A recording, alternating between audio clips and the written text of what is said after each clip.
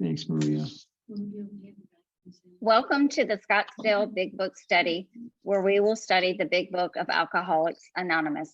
Today's date is Saturday, July 1st, 2023.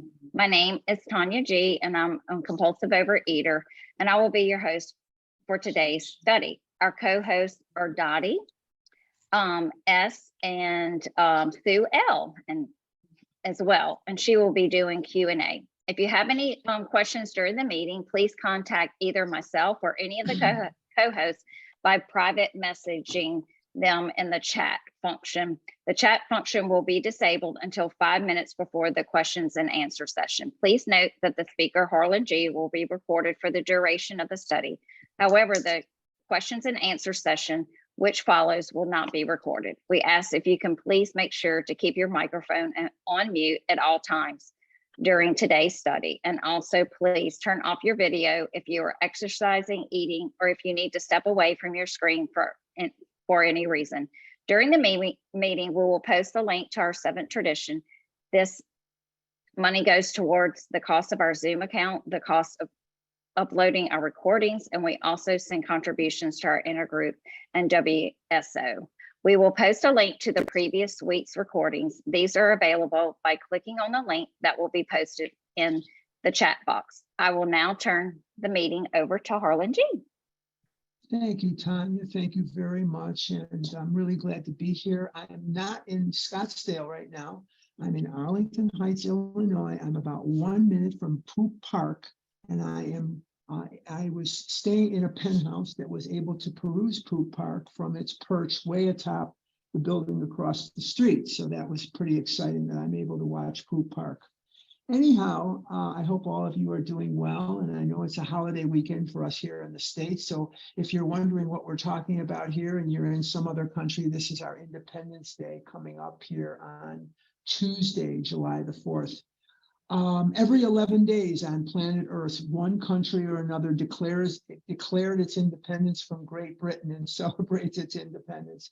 So they had quite an empire going there. But anyway, we have been talking about the chapter Working with Others. And we are in this chapter, and there are over 100 references to working with others. I almost said sponsoring, but the word sponsor does not appear in the first 164 pages of this book.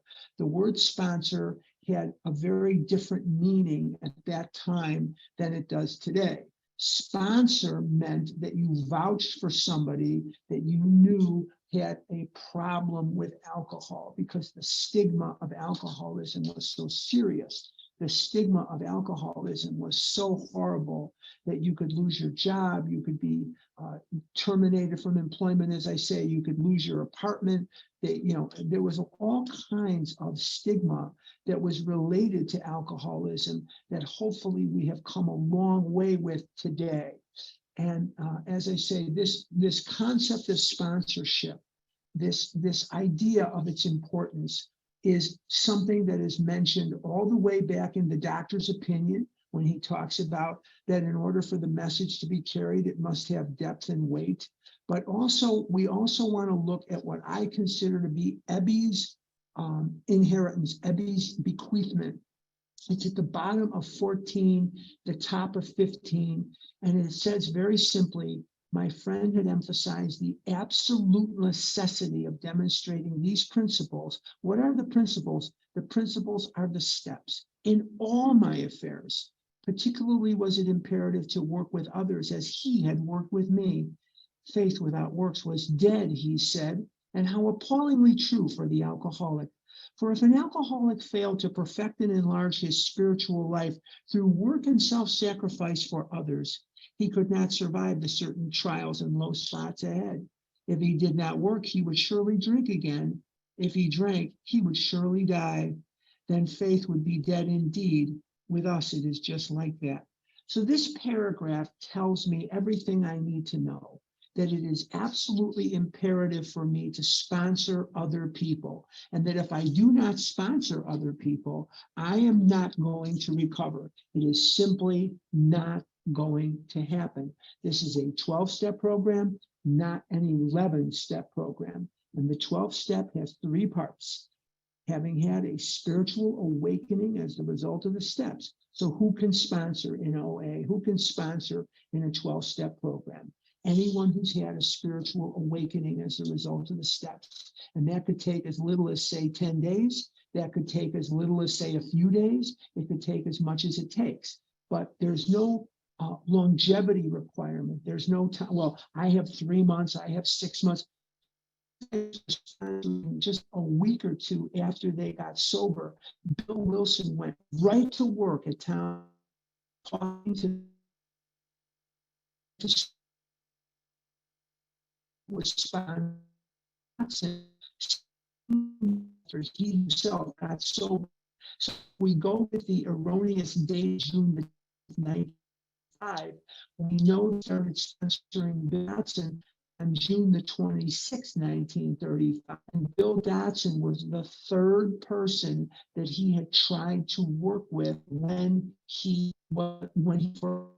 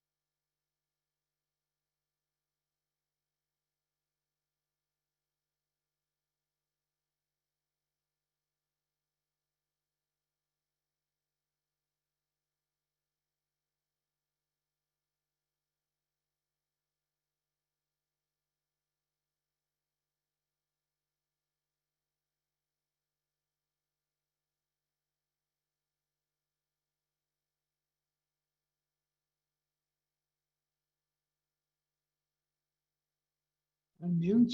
I hope I'm okay now. I hope we're good. I hope so. Okay, I can see myself in here, so I'm going to assume I'm good. And it says it doesn't say connecting. No, I think I'm good now. Okay, sorry about that. We had a little technical difficulty here, which is it just into every life a little rain must fall. Okay. Must be these frozen solid temperatures of Chicago that's interrupting the internet or something here. Okay, anyhow, so we have this imperative in OA that we must sponsor. And we've talked about the joy of sponsorship. And it says here on page 98, burn the idea into the consciousness of every man that he can get well regardless of anyone. The only condition is that he trust in God and clean house. Okay. And then we have a situation that says, okay, I want to sponsor, but what we have is tremendous penalty if we don't, and tremendous reward when we do.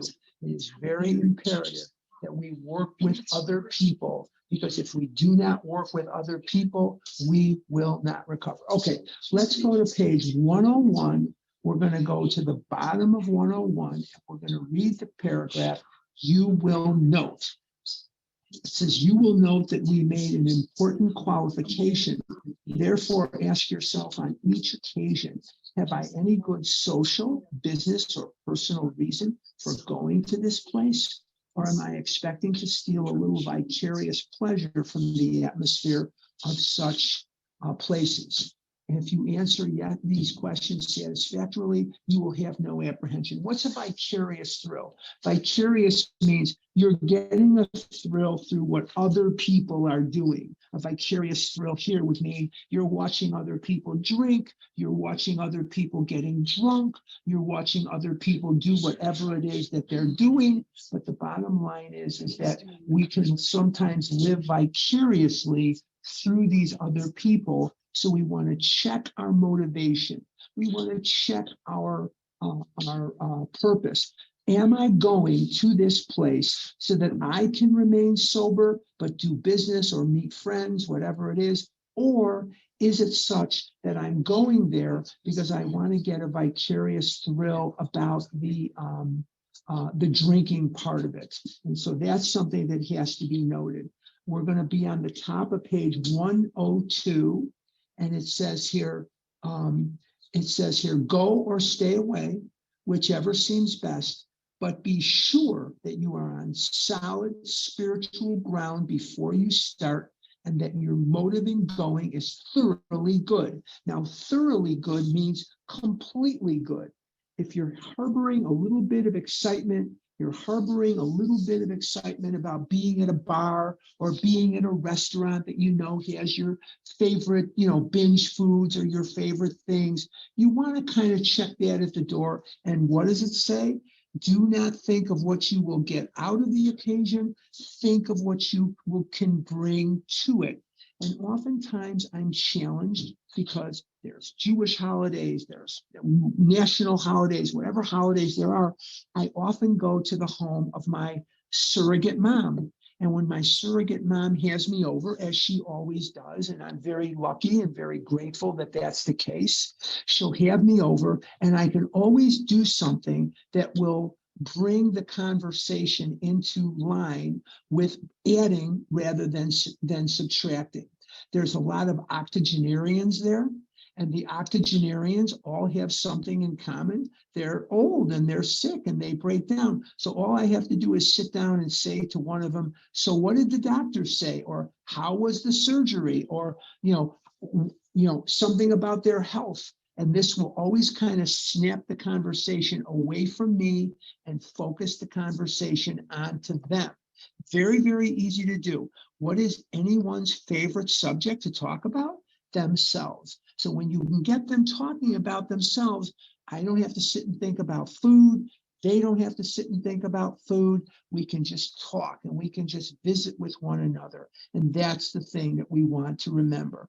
Add rather than subtract. From one end of this book to the other end of this book, if you want to combat alcoholism, drug addiction, compulsive overeating, it is a process of leveling the ego. When everything I'm doing is about me, I am certain to eat. Me, me, me is the song of every relapse. Me, me, me. That's the warm-up for every song possible that ends in, oh my God, I can't believe I was eating Almond Joy bars. I can't believe I was eating whatever it is I was eating. Me, me, me is always the warm-up to the relapse song. And then it says here, but be sure you are on solid spiritual ground before you start, and your motive in going is thoroughly good. Do not think of what you will get out of the occasion. Think of what you will bring to it. And that's the key. Altruism, giving with no expectation of a return. Remember that Frank Buchman founded the Oxford Group because he wanted people to recapture the enthusiasm of first century Christianity. And Buchman went on a mission to China, and he saw altruism in China, and that altruism, giving with no expectation of a return. He saw these people in China that were giving, giving, giving, and they were not thinking of what they could get out of the situation. And then the last line of the sentence is, think of what you can bring to it, but if you are shaky, you had better work with another alcoholic instead. So by working with another alcoholic, it will automatically take you out of yourself. And by taking you out of yourself, this is something that will benefit you because you will not be thinking about practicing this disease. Why sit? I'm on page 102. Why sit with a long face in places where there is drinking, sighing about the good old days? Well, I can tell you this. I don't sit and sigh about the good old days when it comes to food. I think that with eating, you don't sit around the buffet and say, man, did you remember how many egg rolls we ate? Did you remember how much beef we ate? Did you remember this? You don't sit around and do that. That's really not the point of it. But with us, it's the escape of the food is very alluring. The escape of the food is extremely, extremely alluring. If it is a happy occasion, try to increase the pleasure of those there. Again, add rather than subtract. If it is a business occasion, go and attend to your business enthusiastically. If you're going to go and attend to your business with a long face and a bad attitude, you're not only going to drink again or eat again, but you're not going to do very well when it comes to the business end of your life. You're going to find that in all things, and I don't always practice this as well as I'd like to. I don't always practice this as well as I think I should, but I'm trying. But to bring to the occasion enthusiastically. What does enthusiasm mean? Where does it come from? It comes from the Greek word, and the two Greek words, entheos, from God. And when he talks about enthusiastically, that is where enthusiasm comes from God. If you are with a person who wants to eat in a bar, by all means, go along. Let your friends know that they are not to change their habits on your account. The world does not have to revolve around my quest for recovery. It does not have to revolve around me, my needs, or my wants. That is not recovery, and that's what I want. That's not what I want. At a proper time and place, explain to all your friends why alcohol disagrees with you. Now, if you're sitting there listening to me read this sentence and you're in a bit of a different position than me, and you just don't feel that it's in your best interest to tell people that you're in OA, don't tell them. If you're in a position where you don't feel it's important that you tell them about your abnormal relationship with food, don't tell them. This is not to pressure you into doing something you don't want. At a proper time and place, explain to all your friends why alcohol disagrees with you. This may not be the time, that may not be the place. You can put that off. If you do this thoroughly, few people will ask you to drink.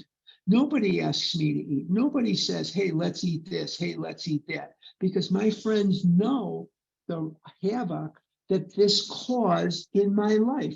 They know the health dangers that this brought about in my life. So nobody ever asks me to sit and eat with them. If I say I'm eating before I come there, they accept it and they're fine. If you're not in that situation, you have to do what it is that you have to do. When you were drinking, you were withdrawing from life little by little. Now you are getting back into the social life of this world. Don't start to withdraw again just because your friends drink liquor. You don't have to conform with them. We are different from other people. Your job now is to be at the place where you may be of maximum helpfulness to others. And can I be of maximum helpfulness to others if I'm in the food? You bet that I cannot. You bet that I cannot, because when I'm in the food, I am a completely different person. All I want to do is know you're either going to co-sign my crap and we're going to eat our heads off together, or you're going to not co-sign my crap. You're going to call my cards on what I'm eating, and I am going to want to get as far away from you as God allows me to. I don't want to be anywhere near you when you are part of the problem. And to me, to be part of the problem is you're calling me on my crap. You are letting people know that I'm eating food I should not be eating. I don't want to be around people like that. I just do not. I want to be around people either that I'm going to be able to eat in front of, or I want to be around people that are going to eat like I do, and they're not going to challenge me at any level. That's who I want to be around. So it says here, so never hesitate to go anywhere if you can be helpful. And this spirit of helpfulness is a very, very strong theme throughout the book. It goes from one end of the book to the other end of the book. Remember when it says, if sex is very troublesome, we throw ourselves harder into helping others. In another part of the book, it says, you better work with another alcoholic instead. And it just goes on and on and on and on about that stuff.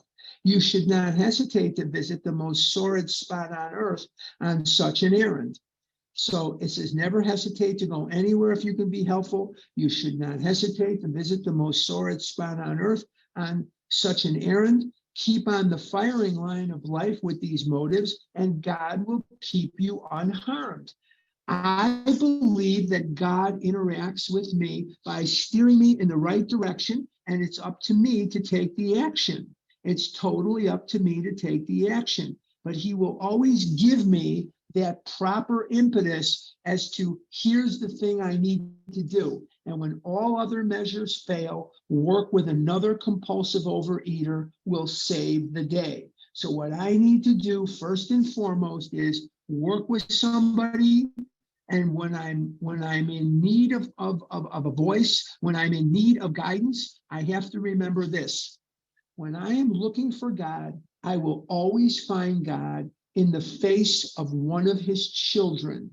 I will always find God in the face of one of his children. Many of us keep liquor in our homes. We often need it to carry green recruits through a severe hangover.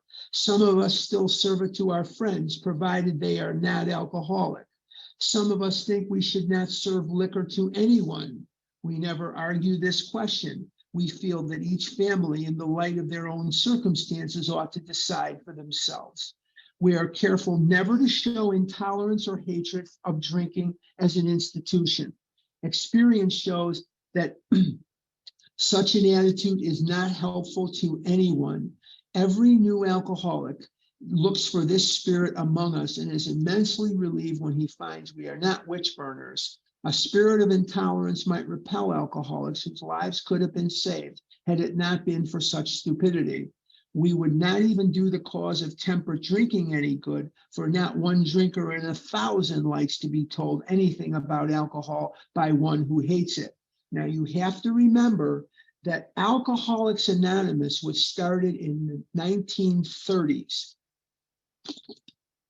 And from 1920 to 1933, prohibition was the law of the land. What is prohibition? Prohibition was what it sounds like. They prohibited anyone, any entity from manufacturing and distributing liquor, spirits in any level. It was the law of the land that we did not do that. And so these men were products of their time. And within their lifetime, they witnessed the Women's Christian Temperance Union, which started in the 1880s.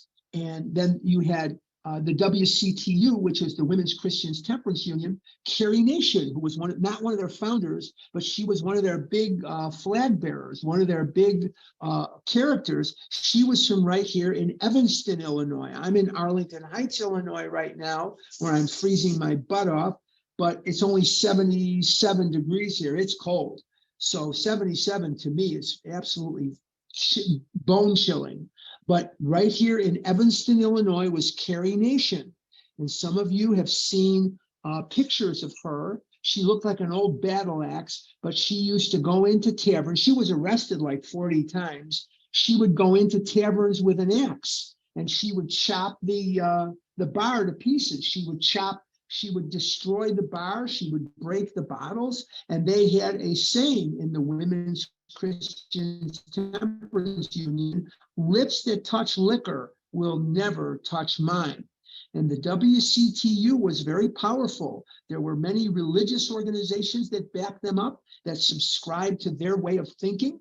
I can remember that Evanston, Illinois, this very little town that she was from, was dry until about the 1970s, 1980s.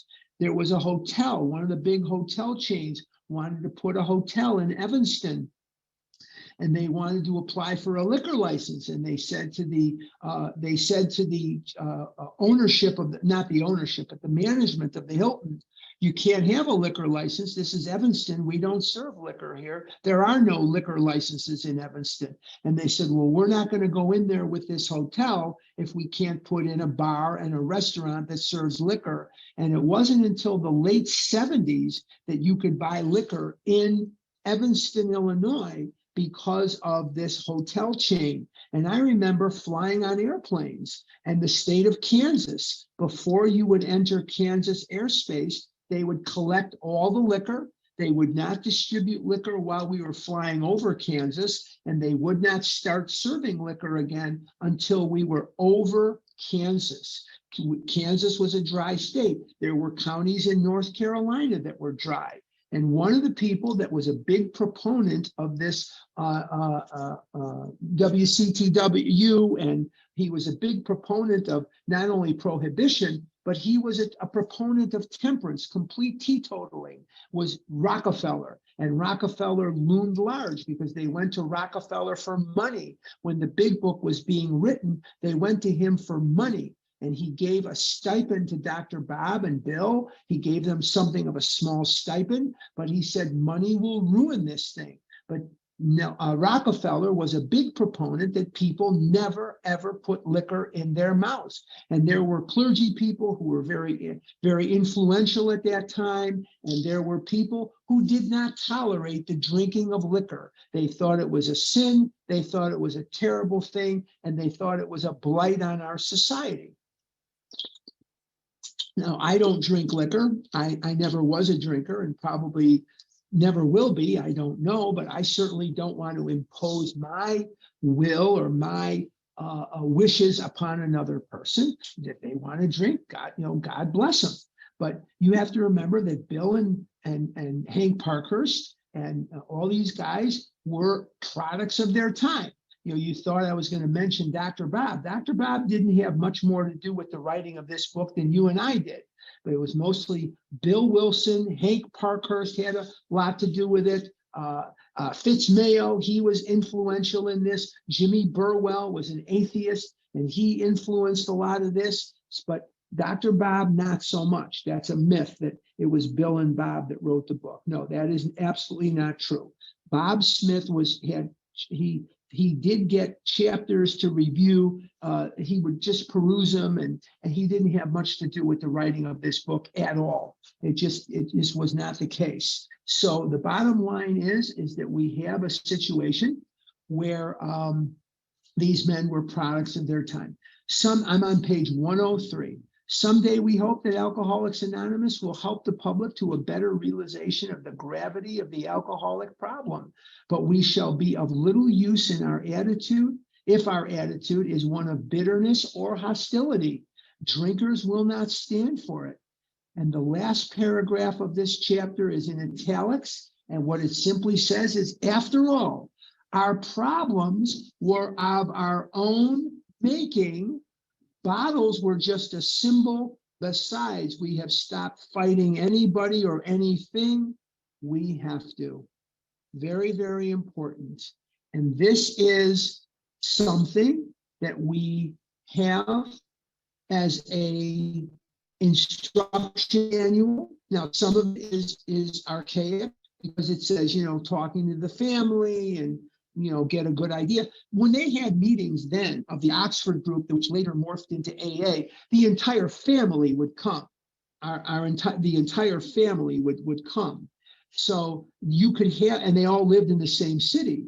I talk to people every single day where I live thousands and thousands of miles away from them and they from me, but we talk every day. So I don't get a chance to meet or talk to their families in most cases. And I'm sure you're basically in the same boat as well. Now, when we look at the 12th step and we look at it, what do we see that it says? Remember, we said that it is a 3-part step. The first part is having had a spiritual awakening as the result of the steps.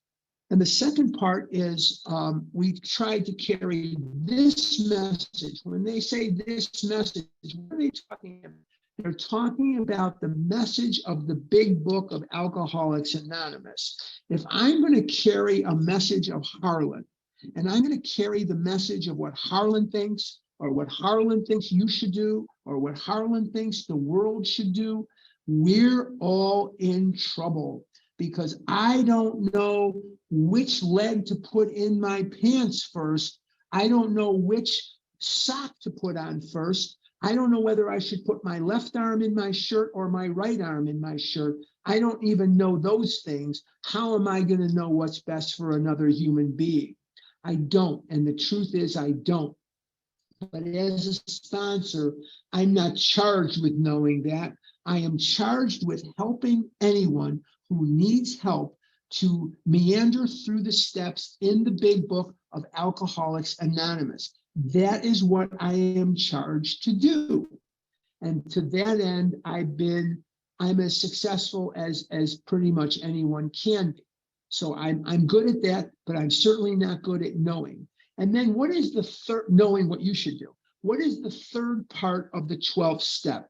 To practice these principles in all of our affairs. So to practice these principles in all of our affairs, we have the chapter to wives, because that's your significant other, whether it's a wife, whether it's a husband, whether it's a friend, whether it's whatever it is, this is your significant other.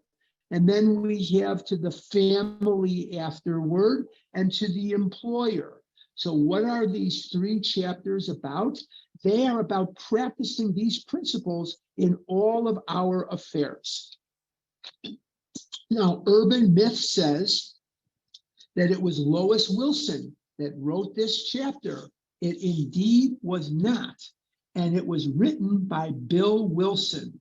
When they originally were doing the big book, there was the wife of an alcoholic, Marie Bray, B-R-A-Y, Marie Bray. She wouldn't mind me telling you that because she's been dead for a long time. But Marie Bray wrote a story at Bill Wilson's request, and it was called, in the first edition of the big book, The Wife of an Alcoholic. The story did not appear in the second, third, or fourth editions. It was a very short story. It was a page and a half, and it was written by Marie Bray, called The Wife of an Alcoholic.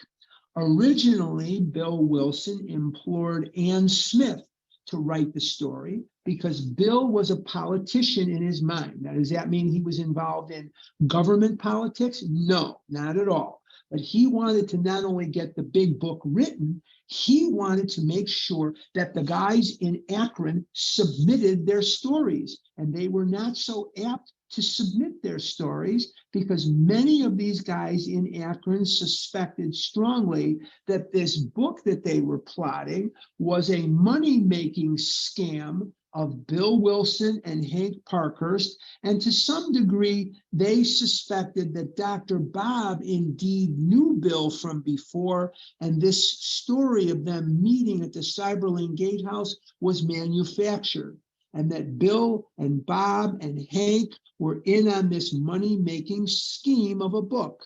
And many of them in Akron refused to submit their stories. See, you don't have Bill Dotson's story in the first edition. So he refused, and you don't have Earl Treat's story. He was from Chicago. He refused because they believed that this was a scam, that this book was a scam, and they refused to submit their stories. Well, he went to Ann Smith and she wouldn't do it. And he went to the next most credible person in Akron, and that was Marie Bray, because Bray was an alcoholic and his wife was Marie, and she was very nice, and she submitted a short story. Well, the reason that I'm telling you that is to confirm historically for you that one of the people that got a little upset about this, just a little bit, was Lois Wilson. She was not on board with Marie Bray writing that story or Bill Wilson writing this chapter.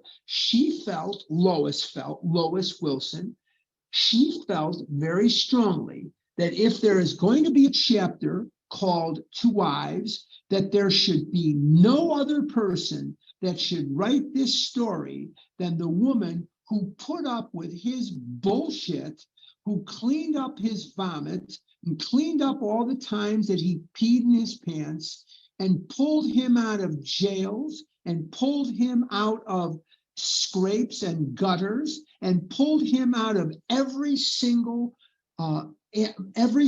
method of disgrace you can pull a person from.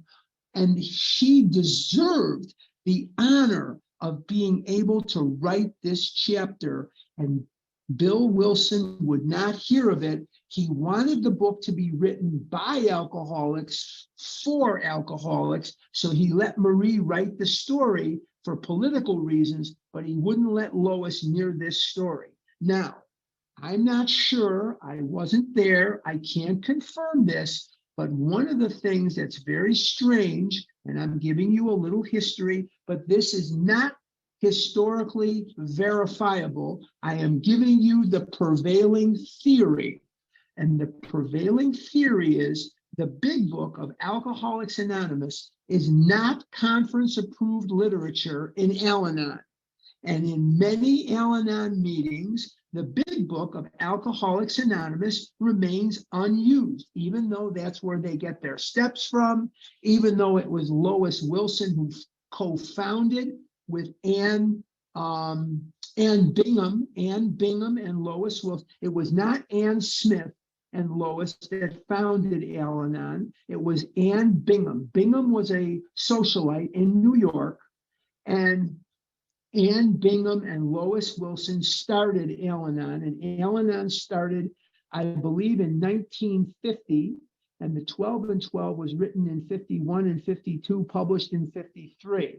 But the bottom line is, to this day, the big book of Alcoholics Anonymous remains not non-conference approved literature in Al-Anon, and many believe that the reason that it was not acceptable was because Lois Wilson bore a grudge against the big book because she felt strongly that she, above anyone or anything else, anyone else, not anything else, but she alone should have been given the right, the privilege of writing this chapter for the big book of AA, and she was denied that privilege to write it.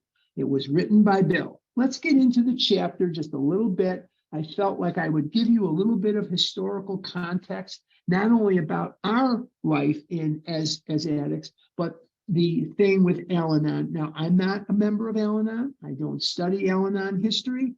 I am just giving you what I was told over the generations by people who do study the history of Al-Anon, and this is something that is prevailing throughout, and that's why the big book is not conference approved, even though it's where the steps actually come from. Okay, I'm on page 104, page 104. With few exceptions, our book thus far has spoken of men, but what we have said applies quite as much to women. Our activities in behalf of women who drink are on the increase. There is every evidence that women regain their health as readily as men if they try our suggestions. But for every man who drinks, others are involved. The wife who trembles in fear of the next debauch, the mother and father who see their son wasting away. Now, it is said that every alcoholic, every compulsive, every addict takes 7 people to hell with them. And I think for some, they will take less. For some, they will take more. But I think that the number of 7, 5, 6, 7, 8, whatever it is, this is usually the case. You have a situation where many addicts are parents who have multiple children, who have spouses, who have employers, who have friends, who have whatever they have. And most alcoholics, most compulsive overeaters are going to take about 7 people to hell with them. Among us are wives, relatives, and friends whose problem has been solved, as well as some who have not yet found a happy solution. We want the wives of Alcoholics Anonymous to address the wives of men who drink too much. What they say will apply to nearly everyone bound by ties of blood or affection to an alcoholic. As wives of Alcoholics Anonymous, we would like you to feel that we understand as perhaps few can. We want to analyze mistakes we have made. We want to leave you with the feeling that no situation is too difficult and no unhappiness too great to be overcome. We have traveled a rocky road. There is no mistake about that. We have had long rendezvous with hurt, pride, frustration, self-pity, and misunderstanding and fear. These are not pleasant companions. We have been driven to maudlin sympathy, to bitter resentment. Some of us veered from extreme to extreme, ever hoping that one day our loved ones would be themselves once more. Let's take a stop break right there and let's look at what we've read and let's look at what we have here in front of us.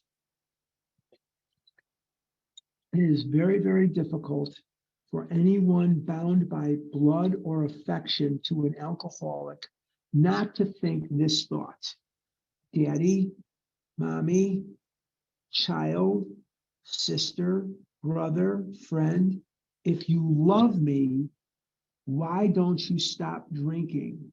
You say to me all the time that you love me, and you tell me all the time how much you cherish me, and yet you keep on drinking.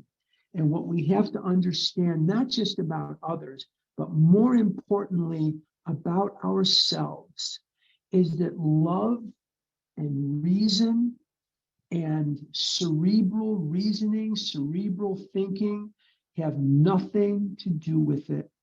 Absolutely nothing to do with it. We are driven by a compulsion to satisfy the ennui of our soul. We are driven by 100 forms of fear, self-delusion, self-pity to do something that we know will bring us immediate peace from the unrest that we feel when we have fear and selfishness, anger, dishonesty, and self-seeking. That these are the things that drive us, that it is not this taste for food. We're not hungry. We're not really hungry in the sense that we know we have empty stomachs. That is far from the situation. What is more prevalent in this situation is we want this food because of an unrest, a pain in our soul. And when the spiritual malady is overcome, we straighten out mentally and we straighten out physically. And this is where this comes from. And that love and affection and reason have absolutely nothing to do with it. There isn't one person listening to my voice, whether you are listening right now on Saturday morning, July the 1st, or you are listening on a podcast many years from now, or months from now, or whatever. Reasoning has nothing to do with it. We do not set out to hurt others, yet others get hurt. And so they say the road to hell is paved with good intention. And so many a child has cried themselves to sleep at night, begging God, make mommy stop drinking, make daddy stop drinking, make daddy stop making mommy cry. Those various feelings, make mommy stop making daddy cry. You know, whatever that may be, bring my sister home, bring my brother home. So we look at God and we blame him when he had this solution in front of all of us the entire time. We're so lucky to have been born in an era where there is recovery. You know, if we were born 90 years ago or any time before 90 years ago, there was nowhere for us to go. There was nothing that we could have done. We would have not died with the disease. We would have died from the disease. So this is something that is very, very important. Our loyalty and desire that our husbands hold up their heads and be like other men have begotten all sorts of predicaments. We have been unselfish and self-sacrificing. We have told innumerable lies to protect our pride and our husbands' reputations. We have prayed, we have begged, we have been patient, we have struck out viciously, we have run away. We have been hysterical, we have been terror-stricken, and we have sought sympathy. We have had retaliatory love affairs with other men. But when we get frustrated, when we get scared, angry, indignant, we do a lot of crazy things. And every morning of my life, every morning, I read these words, and the words are from page 87 and 88 of the big book of Alcoholics Anonymous. It says, as we go through the day, we pause when agitated or doubtful and ask for the right thought or action. We constantly remind ourselves we are no longer running the show, humbly saying to ourselves many times each day, thy will be done. We are then in much less danger of excitement, fear, anger, worry, self-pity, or foolish decisions. We become much more efficient. We do not tire so easily, for we are not burning up energy foolishly as we did when we were trying to arrange life to suit ourselves. And then the 5 most important words of the book, of any book, anywhere at any time, it works. It really does.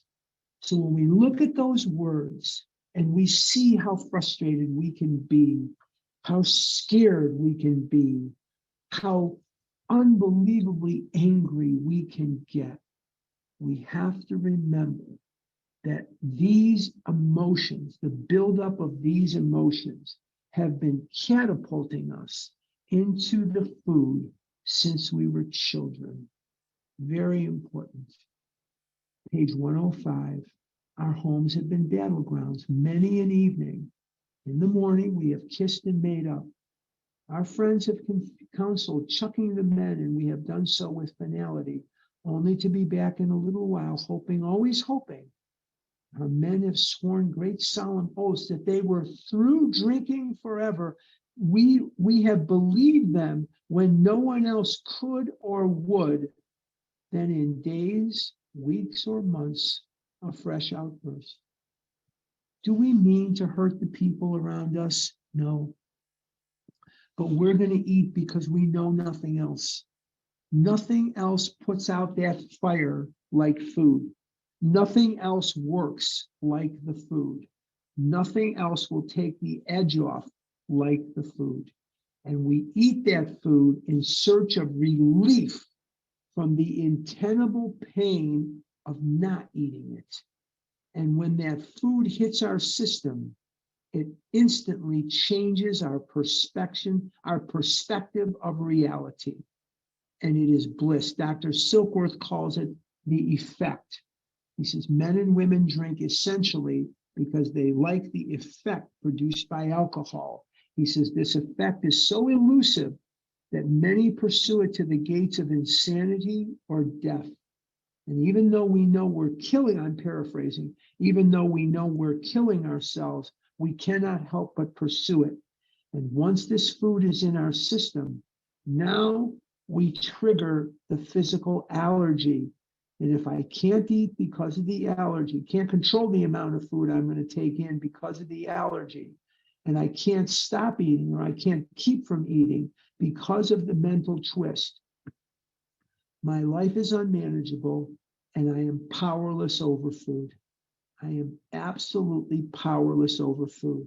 And no amount of love for a child, no amount of love for a spouse, parent, relative, friend, job is going to change that.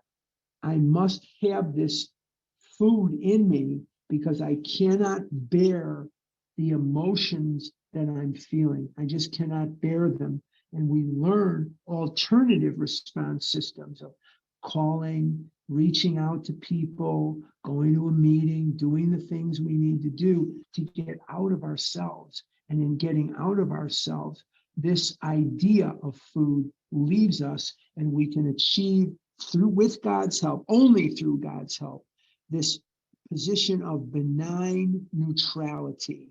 this benign neutrality that is so eloquently described at the bottom of page 84 and all of 85 up to where the start of step 11 is. It is just eloquently and poetically described, this feeling. But what does it say? We have to do this every day. We never arrive at recovery. Recovery is never a destination. It's a journey, and we have to see it as a journey. And when we see it as a destination, we are in big, big trouble. Recovery, I'm going to repeat, recovery is never a destination. It is a journey, and we must remain in fit spiritual condition.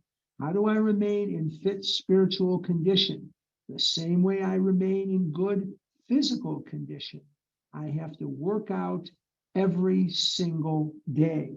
And if I'm not willing to do what it takes to work out every single day, I am certain to die in the food.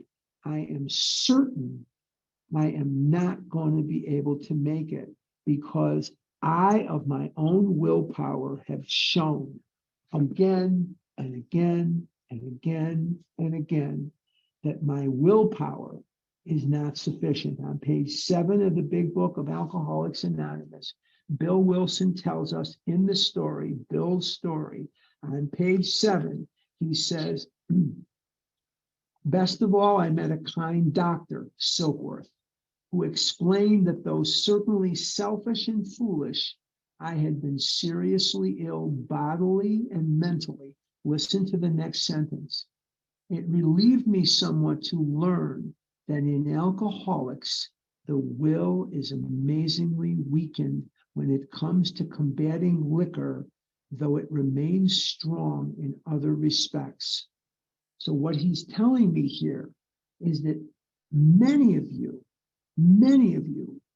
have accomplished amazing things. You have become top in your professions. You have become lawyers and doctors, and you've become CPAs and psychologists and psychiatrists and secretaries and homemakers and wives and husbands and brothers and sisters. Whatever it is you have become, you've done so on your talent. You've done so because of your grit and determination.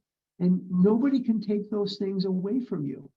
But the one thing you could not do, because if you could, you wouldn't be here today or ever, you could not control the amount you ate once you ate certain foods on your own, and you could not keep from eating them on your own willpower. So despite the fact that you are just amazingly gifted and have worked amazingly hard, the idea that you yourself can control the amount of food that's going in your mouth is absolutely ludicrous. You are a compulsive overeater, and by reason of your allergy and by reason of your mental twist, you are forever different from normal people. You're just like us, but you're not like them. You're just like us, but you're not like them. So you have a place to go. Be grateful for it, because there were people born for thousands and thousands of generations that had nowhere to go. They bought snake oil and they had their money taken, and they spent their lives in misery. They spent their lives in misery, looking for some solution that was not there. It was absolutely not there. Page 105. We seldom had friends at our homes, never knowing how or when the men of our house would appear. We could make few social engagements. We came to live almost alone. This is a disease of isolation, and what it does, not just to the sufferer, but often to the family, it cuts you off from other people. It makes it so that you are isolated. What does any good abuser do? A good abuser cuts you off from your support system. They cut you off from friends. They cut you off from family. And this is how they control you. They want to make it so that they are the air you breathe. They don't want you hanging around with other people. And this disease is a very good abuser. It cuts you off. It isolates you. And it does so very effectively through shame and through intimidation. Very, very sad. When we were invited out, our husbands sneaked so many drinks that they spoiled the occasion. If, on the other hand, they took nothing, their self-pity made them killjoys. So with the alcoholic, you just can't win. The compulsive overeater, you can't win. If they're eating, you're not going to enjoy it. If they're not eating, they're going to be full of rage and full of self-pity. There was never financial security. I'm at the bottom of 105. Positions were always in jeopardy or gone. An armored car could not have brought the pay envelopes home. The checking account melted like snow in June. Sometimes there were other women. How heartbreaking was this discovery? How cruel to be told they understood our men as we did not. The bill collectors, the sheriffs, the angry taxi drivers, the policemen, the bums, the pals, and even the ladies they sometimes brought home. Our husbands thought we were so inhospitable. Joy killer, nag, wet blanket, that's what they said. Next day, they would be themselves again and would forgive, and we would forgive and try to forget. We have tried to hold the love of our children for their father. We have told small Tot that father was sick, which was more nearer the truth than we realized. They struck the children, kicked out door panels, smashed treasured crockery, and ripped the keys out of pianos. In the midst of such pandemonium, they may have rushed out threatening to live with the other woman forever. In desperation, we have even got tight ourselves. They drunk to end all drunks. The unexpected result was that our husbands seemed to like it. This is a disease that infects the entire family. I affected my parents. My parents fought like cats and dogs, but the one thing they could both agree on, the one thing that they could come together on was, what are we going to do about Harlan and his eating? What are we going to do? Because our son is dying. And there were doctors that confirmed to my parents that I just wasn't going to live very long. I just wasn't going to live very long because I was too overweight and I was not in any type of shape whatsoever. And so this became a sore spot for my mother and father. And so they were extremely concerned. They loved me very, very much. And even though they never got along, they sure came together when it came to my health. And so this was something that some of you have experienced too. You know, people just don't know what to do for us. They feel as if they just say this or they say that. The bottom line is that none of that is going to help. So to encapsulate the ground that we've talked about today, when it comes to sponsoring and it comes to life, removing yourself from temptation is not always a good thing. It's not always a bad thing. You have to know your own situation. If you have any good reason to be at a certain place, go there. And if you go there enthusiastically.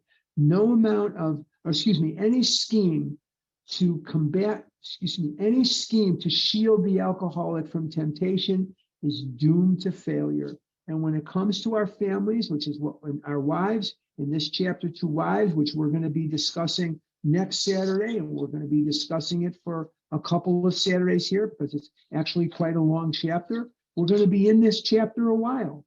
And the bottom line is we're going to talk about family. We're going to talk about what the addict does and how we respond as non-addicts to the actions of the addicted. And we're going to be doing that over the course of the next few weeks. So before I turn it back over to Maria, I'm going to ask you a couple of things as we go into Q&A. Number one, if you asked a question last week when we were having our last full discussion on sponsorship, please hold back and let people who did not ask a question come forward. And the other thing I'm going to ask you is, let's not waste any time with food questions.